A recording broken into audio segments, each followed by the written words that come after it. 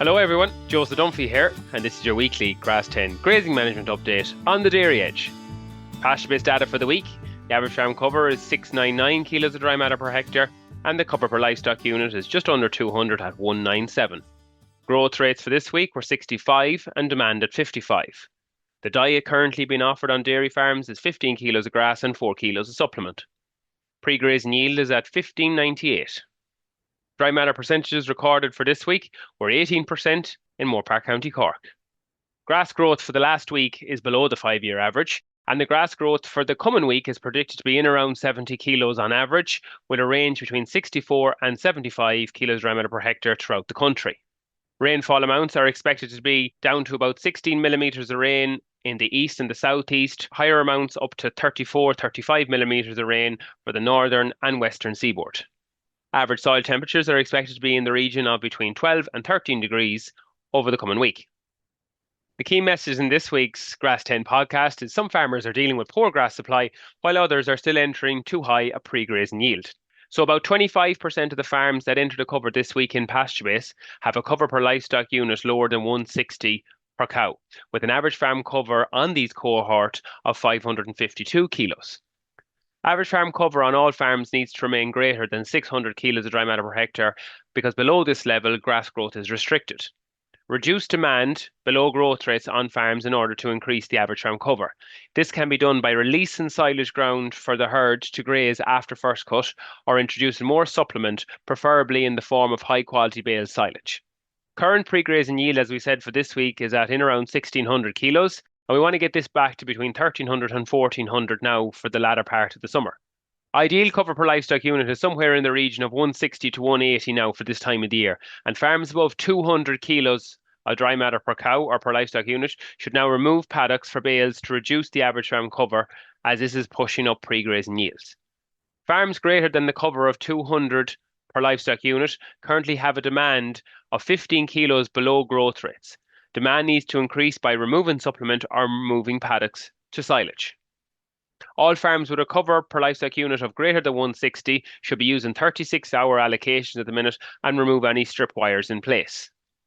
The nutrient plan for grazing and silage area: apply slurry at about 2,500 gallons per acre dilute onto silage ground, and if there's no silage present, apply about 2 bags of 0730. This should be followed a week to 10 days later with a protected urea plus sulfur, so 3800 plus 7S type product at 1.5 bags to the acre to give us a total of 60 to 70 units of nitrogen per acre for first cut. Grazing ground should be getting in the region of 19 to 20 units of N at the minute per rotation. Where soil indices are 1 or 2 and there is a P allowance, use a product the likes of 18612 plus S currently, and if there's no P allowance, use a product like 29014 plus S.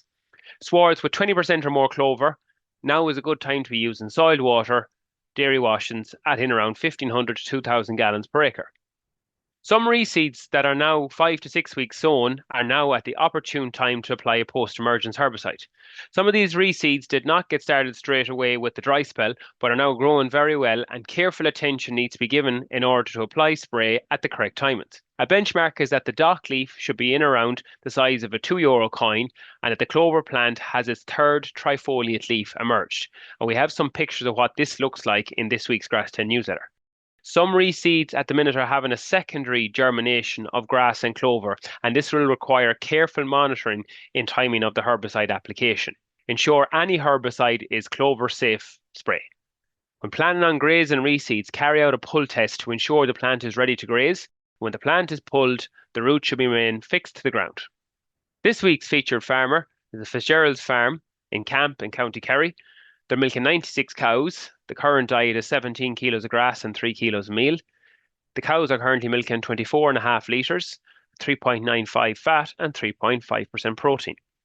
Fertiliser currently is 19 units per acre, a half bag to the acre of 38 plus 7 protected urea plus sulphur after grazing. Average farm cover is 640, growth is 80, demand is 68, the cover per livestock unit is at 160, and the stocking rate is just shy of 4 livestock units per hectare. The current grazing management: he's currently grazing covers of 1,200 kilos of aftergrass, the surplus bales removed a little over 3 weeks ago. He has about 2 more paddocks of the poorest quality to be taken out this week. Land type is mixed, but growth rate has really picked up, and he's expecting more bales to be taken out over the next 2 weeks. He's also completed a small amount of reseeding, and he will spray it with Pro Clover for docks next week. And he's planning on reseeding about 6 hectares of silage ground later on this year after second cut. If you'd like to hear more from the Grass10 team, subscribe to the weekly Grass10 newsletter, which is available on the Grass10 page on the Teagasc public website, and the link to the newsletter is also available in the description of this podcast. We'd also like to thank the sponsors of the Grass10 campaign, AIB, Grass10 Agro, the Department of Agriculture, FPD and the Farmers Journal. This has been your Grass10 update, and I'll talk to you all next week.